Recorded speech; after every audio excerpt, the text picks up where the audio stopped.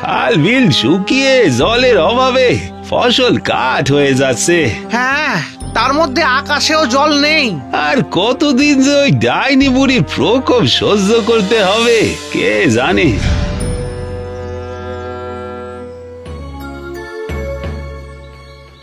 সব সব ওই ডাইনির রোজগার। সব ডাইনির মেয়ে পাত্র না পেলে, বিয়ে না হলে এই রোজ কমবে নি গো। কিন্তু কে যে তাকে বিয়ে করবে কে জানে। চলো ফিরে যাই। চলো দেখি কোথায় জল পাওয়া যায়। চলো দেখি।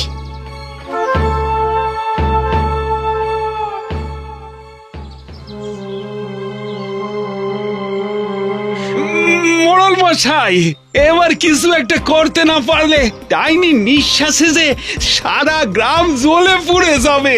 বেশ বেশ, গ্রাম থেকেই তাহলে কয়েকটা ছেলে বেছে নিয়ে পাঠাই। কিন্তু কাকে? আমাদের গ্রামের সবচেয়ে শিক্ষিত, সবচেয়ে সুন্দর ছেলে হলো গিয়ে আমাদের মোড়ল মশাইয়ের ছেলে।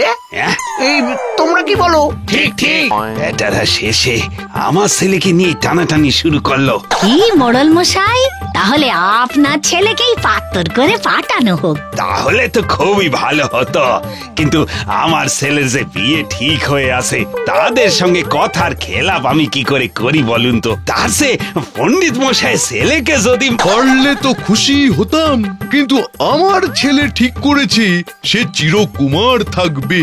তার উপর তো জোর করে একটা বউ চাপিয়ে দিতে পারি না। একেবারে ল্যাটা মাছের মতো হড়কে গেল। একজনের বিয়ে ঠিক আর একজন সন্ন্যাসী হবে, তাহলে পাঠানো হবে কাকে? আমি যাব। তুই যাবি? তোমরা সবাই কি বলো? শতুকে পাত্র করে পাঠালে কেমন হয় বনমশাই? হতচ্ছাড়া, ছাত্র হয়ে আমার পাঠশালা তো প্রায় তুলেই দিয়েছিলি, এবার পাত্র হয়ে কি গ্রামটাকেই উঠিয়ে দেওয়ার মতলব? ঠিক বলেছেন, হক কথা।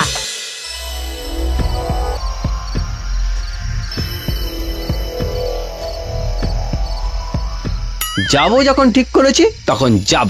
এই রাত্রিরে বেরিয়ে পড়বো আর সকাল সকাল পৌঁছে যাব।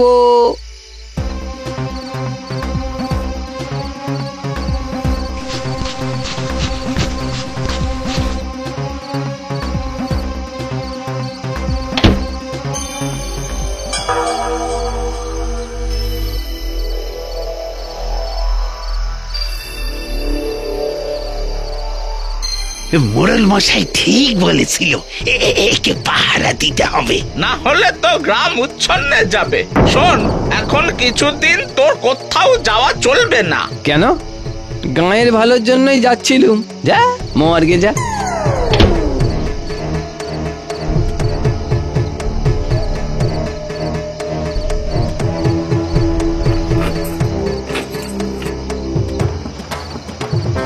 এরা সবাই সামনের দিকটার কথাই মনে রাখে, পিছন দিকটার কথা কারও খেয়াল থাকে না।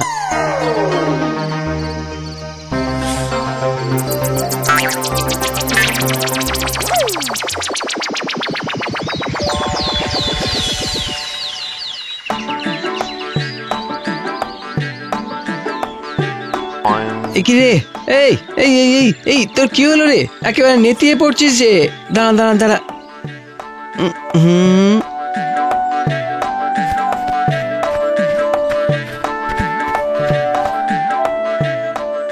তোর একটা সুন্দর ঠান্ডা বসার জায়গা করে দিচ্ছি, থাক এখানে।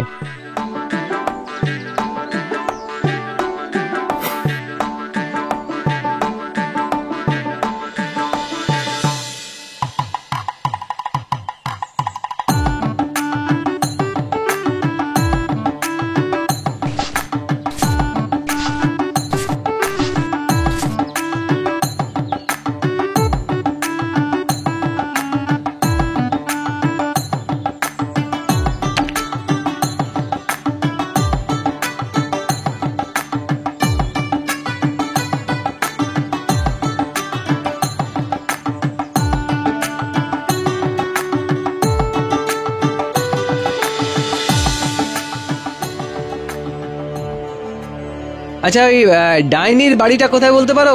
বাবা, বেশ নরম মাংস। আরে ডাইনি মা তো নরম মাংস পছন্দ করেন। বাহ, ভালো মানুষ নিয়ে এসেছিস।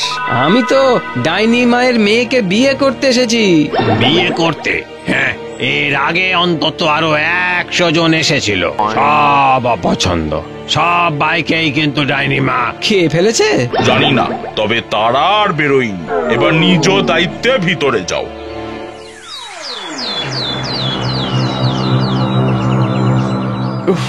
কি গরম! হ্যাঁ, মা একটা বড় কড়াইতে 18টা কুঁকড়ো সেকছে। একার জন্য না অতিথিও ভাগ পাবে? কেউই ভাগ পাবে না, আমিও না। আমার পেটে তো ছুঁচো দৌড়চ্ছে। তা মুরগি যদি না পাও তো আমার আনা এই কাকটাকে খেতে পারো। কড়া নেই, এই গামলাটা তো আছে। তেল নেই। তাতে কি, এই কাদা আছে তো। কাদা? আমা, কাকটার গায়ে কাদা মাখিয়ে সেকে নেবে। মাংস পুড়বে না, কিন্তু রান্না হবে গলে জল। তবে কি জানো, না খেয়ে এই কাকটাকে পুষলে ভালো করবে। ভালো? তা কিরকম শুনি? কাকেরা খুব বেঁধে বেঁধে থাকে, ভালো বন্ধু হতে পারবে। তুমি তো বেশ কথা বলো। কিন্তু তোমার পেটের ওই যে কি বললে ছুঁচো, আমার ঝুলিতে ছোলা ভাজা আছে, খাবে? দাঁড়াও দাঁড়াও দাঁড়াও, এই নাও খাও। এই, তোমার খিদে পায়নি? ও আমার অভ্যেস আছে। তুমি এইভাবে আমার সঙ্গে সব ভাগ করে নেবে? আমি সবই ভাগ করেই নিই, তবে আমাকে কেউ ভাগ দেয় না জানো। কেন? কে জানে, আমি বোকা তো। সবাই বলে ভাগ নিয়ে কি করবি, রাখতে তো পারবি না। তুমি চিরকাল এমন বোকা থাকতে পারবে? জানি না, তবে আমি চালাক টালাক হতে পারবো না। পণ্ডিত মশাই বলেছেন, অঙ্গার শত ধৌতেন মলিনত্বং নহামুঞ্চতে, মানে কয়লা কালোই, কাজেই বোকা বোকাই। তোমার বুঝি তাই মনে হয়? আমার তো মনে হয় সবাই সমান। এই, আমায় বিয়ে করবে? হ্যাঁ, সেই জন্যই তো আসা। তবে বিয়ের আগে তোমার মাকে বলে ওই হলকা নিঃশ্বাস ফেলা বন্ধ করতে হবে। শোনো, তবে আমার মা নেই। মানে? আমি ডাইনির মেয়ে নই গো। আমার বাবা ছিল না, মায়ের প্রচুর টাকা পয়সা ছিল। নিরাপত্তার জন্য মা ডাইনির ভেক নিয়েছিল। এখন সেগুলো আমার। আমিও নিরাপত্তার জন্য সেই ভেকই ধরে আছি। তাহলে এই যে খরা, প্রকৃতি, এতে আমার কোনো হাত নেই। তাহলে কি হবে গ্রামে? চলো, আমরা বরং গ্রামের সেচ ব্যবস্থা ঢেলে সাজাই, বৃষ্টির জল ধরে রাখার ব্যবস্থা করি। হ্যাঁ, ও ডাইনির মেয়ে। কি? না, কিছু না। কিচ্ছু না বুঝি? অনেক কিছু। যা যা, খুলে দে বেটাকে, আর একটু হলে গ্রামের সর্বনাশ করতো। শত নেই, পেছনের দরজা দিয়ে পালিয়েছে। ঠিকই, সর্বনাশ হয়ে যাবে। আরে আরে, ওটা কার গাড়ি আসছে? এসো এসো, এই আমার ঘর, এই আমার পরিবার। পণ্ডিত মশাই, মোড়ল মশাই, ও এ হলো গান্ধর্বী, মানে ডাইনির মেয়ে। এসো এসো গান্ধর্বী, এসো।